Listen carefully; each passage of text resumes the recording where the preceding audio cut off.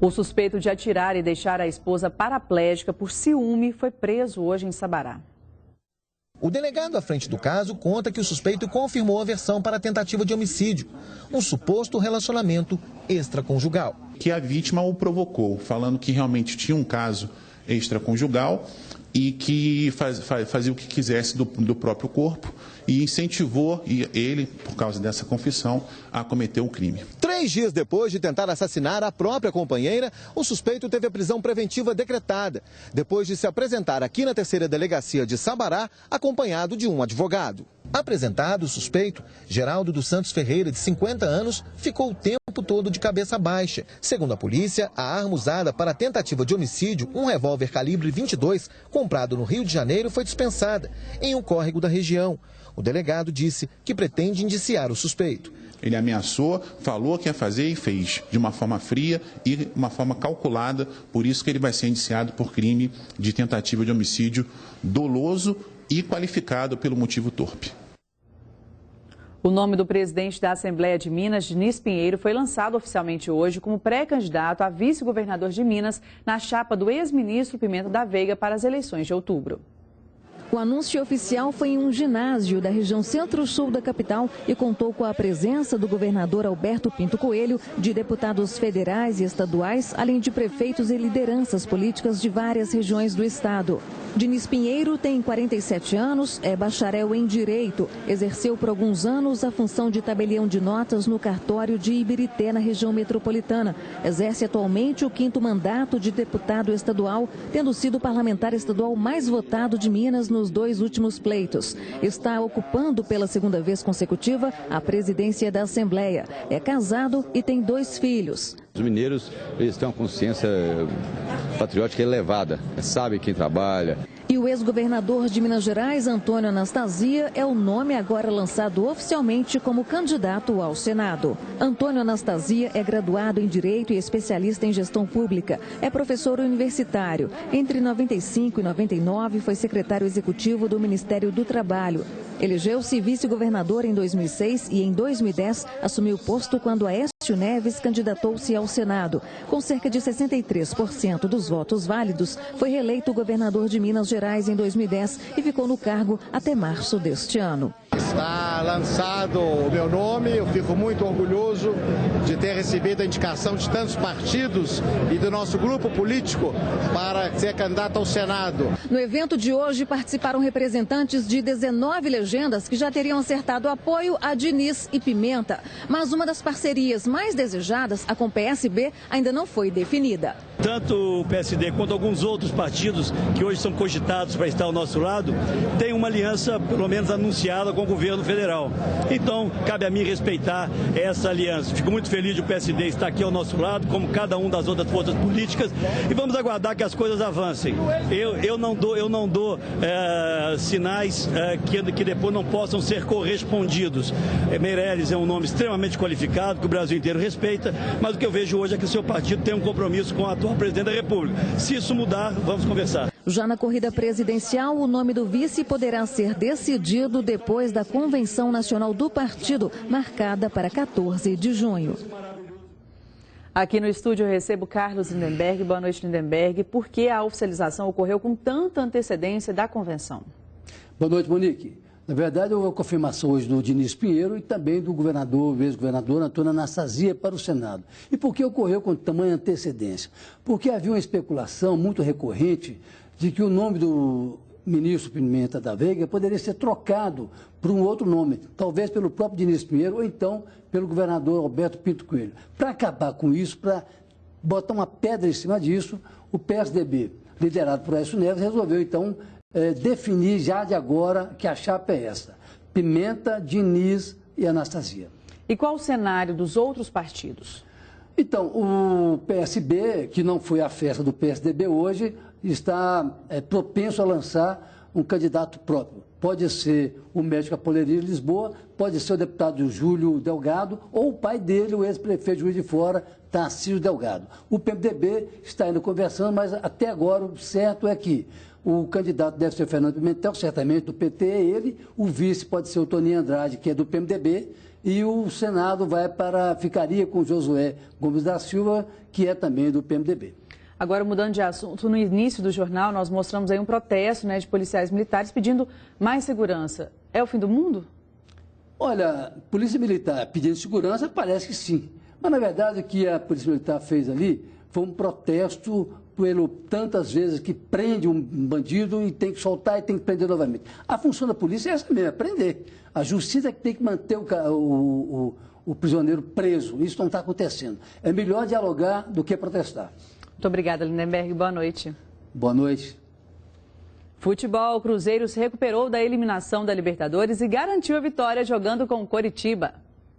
Era um Cruzeiro ainda de ressaca da eliminação da Libertadores. Era a Raposa com uma camisa diferente, amarela, no clima da Copa. Homenagem à seleção brasileira. Era o dia da volta de Alex ao Mineirão, 10 anos depois, só que agora por um outro clube. A satisfação é enorme e o carinho pelo Cruzeiro e pelo torcedor sempre existiu. Quando a bola rolou, um detalhe chamou a atenção. Cruzeiro e Coritiba fizeram a partida dos gols, das jogadas de perigo que aconteceram depois de cruzamentos. Era chuveirinho que não acabava mais. Olha aí, cruzamento de Egídio da esquerda, Ricardo Goulart inaugurou o placar de cabeça. O Coritiba devolveu na mesma moeda, cruzamento de Carlinhos e Alex reviveu os grandes momentos no Mineirão, tudo igual. Mas no finalzinho do primeiro tempo, Everton Ribeiro mandou para a área e Goulart marcou mais um no jogo, agora com o pé. O jogo não acabou ainda, vamos escutar o que o professor Marcelo tem a dizer para a gente melhorar no segundo. No segundo tempo, os cruzamentos continuaram. Foi assim que o Coritiba chegou ao empate novamente. Norberto de cabeça. E para não ser injusto, teve lance de perigo que não foi de jogada de cruzamento. Nesta aí, o Egídio explodiu a trave, mas os lançamentos para a área prevaleciam. Olha o gol que o Borges ia fazendo. Defesaça de Vanderlei. O atacante insistiu. Adivinha como a jogada começou? Chuveirinho. A bola sobrou para o William, que deu um chute que serviu de cruzamento. Agora sim, Borges, pode comemorar o gol da vitória cruzeirense. Nunca tinha ficado tanto tempo na minha carreira sem fazer um gol. Acho que as coisas acontecem na hora certa. Agora é recuperar o ritmo o mais rápido possível para ajudar a minha equipe. No segundo tempo, a base do time que jogou quarta-feira estava dentro do campo. Pesou um pouco ali o condicionamento físico, erramos alguns passes, demos espaço para o Coritiba, que descansou a semana toda.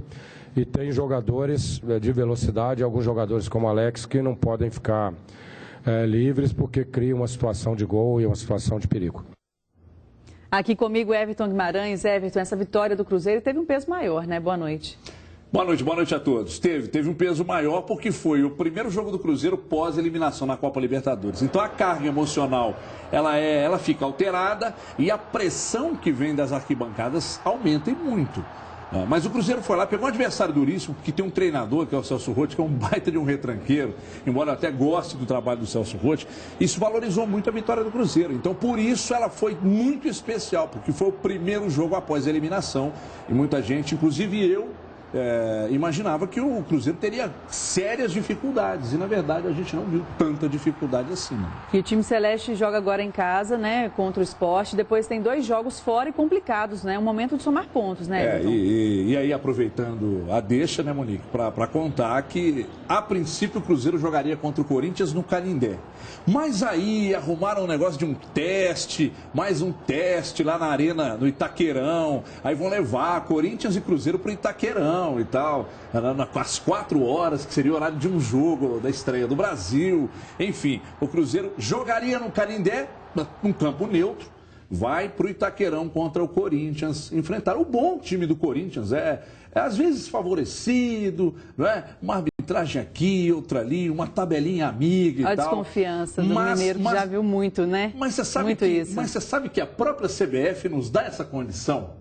De desconfiar mesmo, né? De acreditar que sempre tem uma coisinha. Não é teoria da conspiração, que às vezes a gente pensa um pouco nisso. Não custa. Tomara que não, né? Tomara que o jogo seja decidido em campo, como deve ser, né?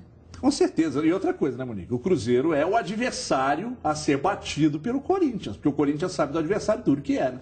Agora, mudando de assunto, falando do Atlético, o Levi acertou nas alterações no segundo tempo ou ele errou na escalação? Foi uma coisa muito discutida hoje nos Donos da Bola, né? Ele entrou mal e depois corrigiu, ou ele acertou? Não, ele entrou mal e depois ele corrigiu a bobagem que ele fez. Agora, o Levi, Monique, ninguém questiona a qualidade do trabalho do Levi. A gente falava só um pouco, talvez, de cabeça longe do futebol brasileiro, mas é incontestável a qualidade dele como treinador, né? A gente acredita que possa fazer um bom trabalho, mas vai demandar mais tempo do que um cara que tivesse atualizado. Tá certo, muito obrigada, viu? Boa noite. Boa semana, tchau. Médicos e enfermeiros da Grande BH participaram de um simulado de resgate aéreo na capital. A precisão do colar cervical, o manejo da corda e a imobilização da vítima. Alguns procedimentos básicos durante um resgate. E se o transporte até o hospital é aéreo, técnicas de embarque e desembarque são fundamentais. Essa equipe, formada por médicos e enfermeiros de municípios da região metropolitana de Belo Horizonte, participa de um simulado de resgate aéreo na capital, uma das cidades sede da Copa. Ao todo, são 5 dias de treinamento, 44 horas aula para esses socorristas que vão tripular a aeronave durante os resgates. Então, a gente teve que entrar na aeronave, descer com ela em movimento, né? E esses nó, essas cordinhas para poder o copiloto segurar e a gente aprender a descer, a pular da aeronave, que muitas vezes não é num solo igual eu tô aqui, muitas vezes é no meio do mato, com toco, então isso tudo a gente aprendeu. O principal foco de atuação serão as rodovias, porém nada impede que resgates aéreos sejam feitos em centros urbanos. Um dos objetivos é auxiliar outros grupos de resgate. A gente está trazendo uma aeronave para cá e para complementar o serviço de assistência que já tem no local, né? Então, ou seja, o bombeiro acho que já tem a aeronave aqui e para atuação nesse aí, né? Então a gente vem para complementar essa assistência que se tem, né? Então a gente vê como um braço a mais, né? Uma ajuda a mais. No momento em que é feito o resgate, a equipe e o comandante da aeronave entram em contato com a unidade hospitalar para onde a vítima será transferida. A equipe tripulante monitora e estabiliza o paciente. Uma realização profissional, né? Poder servir o país através da Polícia Rodoviária Federal, que está cada vez nos capacitando para atender melhor a população. A seguir, desabamento de teto de igreja mata uma pessoa e ainda os relatos de parentes das vítimas do grave acidente em Luz. 7h12, eu volto já. Jornal Band Minas.